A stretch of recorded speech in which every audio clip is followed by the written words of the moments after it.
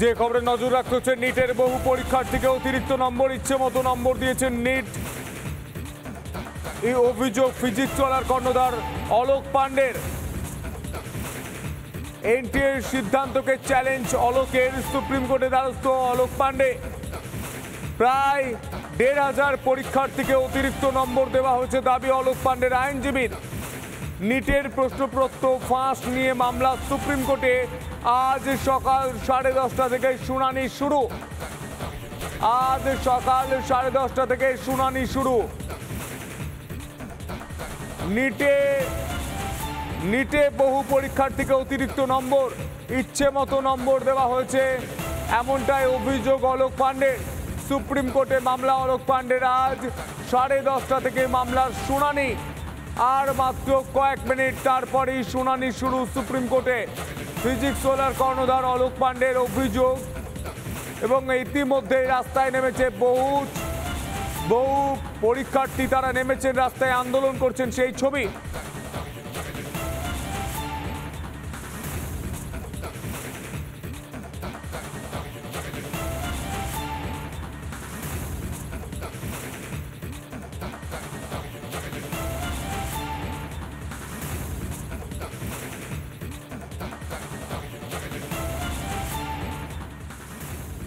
এখন কিছুই বলা যাচ্ছে না কি হবে না হবে। আবার এনটিএ এত বেশি নিজের দিক থেকে ক্লিন চিট শো করছে, সেটা বিলিভই করা, মানে নিট অ্যাসপিরেন্টসরা বিলিভই করতে পারছে না জিনিসগুলো। এনটিএ দিক থেকে তো কিছু তো একটা মানে গন্ডগোল হয়েছে, ওটা সবাই বুঝতে পারছে, কিন্তু এনটিএ মানতে চাইছে না। আমাদের কথাটা হচ্ছে কি, অ্যাজ আ নিট অ্যাসপিরেন্ট আমি এটা বলতে চাই, যদি মানে এনটিএ বলছে কি পেপার ইজি ছিল, মানে লাস্ট ইয়ার থেকে এই ইয়ার ক্যান্ডিডেটস বেড়েছে, তাহলে হতেই পারে কি মানে এত 67 ক্যান্ডিডেটসটা মানে টপ করেছে, এটা হতেই পারে বলছে। কিন্তু কথাটা হচ্ছে কি, এতটাও তো ইজি পেপার হয়নি। অ্যাজ আ অ্যাসপিরেন্ট আমি জানি কি এতটা ইজি পেপার হয়নি। আর যদি এতটা ইজি পেপার হয়ে থাকে, তাহলে এতটা ইজি পেপার করার দরকারটা কি? একটু টাফ করতে পারতেন। এই যে এত চিটিংয়ের যে কেসগুলো আসছে, এই কেসগুলো আসতো না। এক্সামের আগে ছিলাম কি এক্সাম দিয়ে দেবো, ভালো চলে গেলে চাপ নেই, মানে 600 ক্রস করলেই ওয়েস্ট বেঙ্গলে আরামসে চান্স পেয়ে যাবো। কিন্তু যখন রেজাল্ট বেরালো মার্কসটা তো ঠিক আছে, মার্কসে কোনো চাপ নেই, র্যাঙ্কটা যখন দেখলাম তো অবস্থা ওখানেই খারাপ হয়ে গেছে আমাদের। কেন কি র্যাঙ্ক এত বেশি ইনফ্লেট করবে, মানে ভাবা যায় না। এক বছরে এত বেশি র্যাঙ্ক ইনফ্লেট করা ইম্পসিবল কথা আছে। তো স্ক্যাম তো অনেক বড় হয়েছে। আবার বলছে সুপ্রিম কোর্ট কাউন্সিলিং স্টার্ট করে দেবে তোমরা নিজের।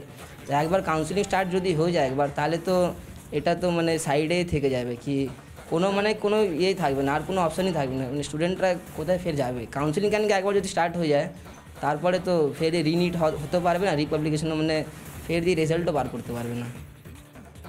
আর এই নিয়ে রাজনৈতিক ব্যক্তিত্ব তারা ঠিক কি বলছেন শুনবো।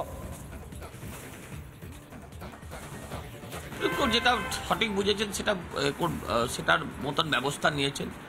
আমি এটা বুঝি যে সরকারই হোক, যে দলই হোক, যারাই হোক, যারা এর পেছনে থাকুন, যারা সামনে থাকুন, হ্যাঁ, এই ধরনের ছাত্রদের, মানুষের জীবন নিয়ে চিনিমিনি খেলা, হ্যাঁ, এই নিটের মতন একটা এলিট পরীক্ষা, সেখানেও যদি এরকম দুর্নীতি হয়, এখানে অনেক নিম্নবিত্ত, মধ্যবিত্ত পরিবারের ছেলেমেয়েরা অনেক কষ্ট করে এই পরীক্ষাগুলোয় বসে এবং উত্তীর্ণ হওয়ার জন্য বসে। তারা প্রচুর টাকা বাবা মায়ের থেকে ধার দেনা করে তাদের বাবা মা কষ্ট করে পড়ায়। সেখানেও যদি অস্বচ্ছতা থাকে, তাহলে সেটা জাতির জন্য, দেশের জন্য, রাজ্যের জন্য, কোনো কিছুর জন্যই সেটা ভালো।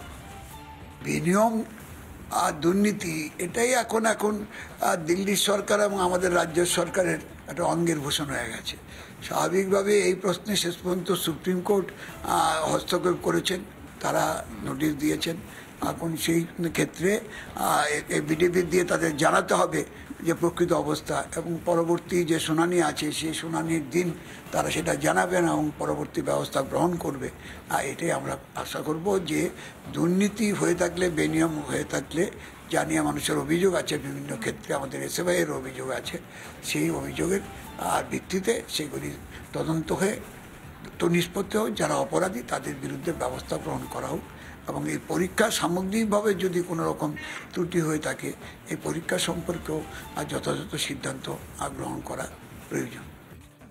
এটা অত্যন্ত দুর্ভাগ্যজনক।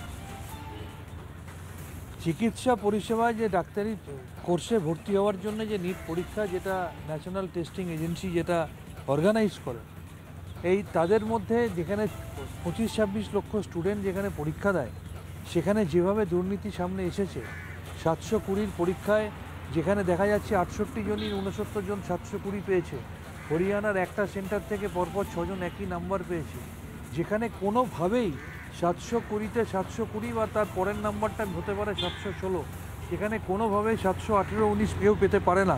সেই জায়গায় দেখা যাচ্ছে কিছু ছাত্র 718-19 পেয়েছে এবং বহু জায়গায় কোশ্চেন লিকের খবর সামনে এসছে।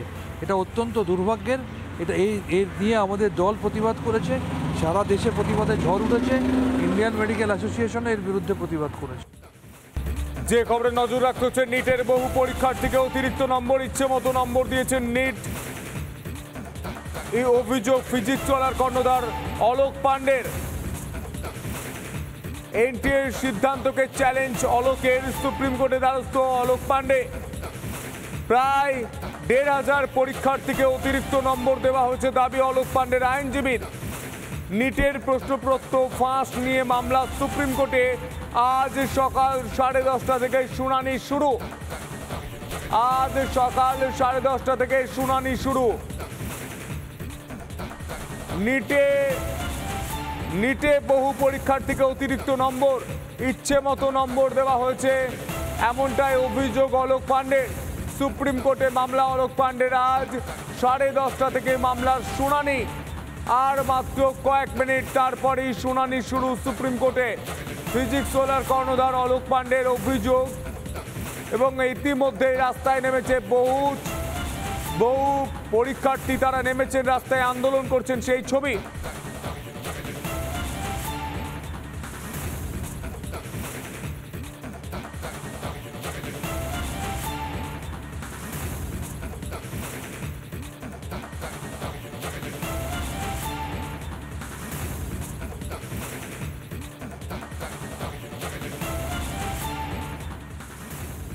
এখন কিছুই বলা যাচ্ছে না কি হবে না হবে।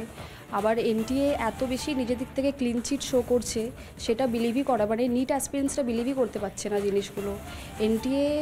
এনটিএ দিক থেকে তো কিছু তো একটা মানে গন্ডগোল হয়েছে, ওটা সবাই বুঝতে পারছে, কিন্তু এনটিএ মানতে চাইছে না।